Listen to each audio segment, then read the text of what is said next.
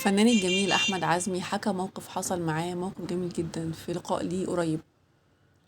بيقول إن أنا أول مرة كنت أئم الناس في الصلاة كانت وقت ما كنت في السجن. أنا كان في فترة معينة قضيتها في السجن، فكنت قاعد فلقيت إن الناس قايمة تصلي المغرب، فلقيتهم بيقولوا لي انت اللي هتبقى امام بتاعنا، انت اللي هتأم الصلاة وانت اللي هتبقى الامام بتاعنا في الصلاة.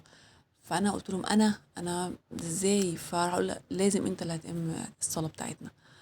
فبيقول انا رغم ان انا كنت بطلع على المسرح وبتكرم وبمثل وبقف قدام الكاميرا بعمل كل الحاجات دي كلها، بس كده ما حسيتش برعشه ولا خوف قد الرعشه اللي انا حسيت بيها وقت ما وقفت ان انا ائم الناس دي.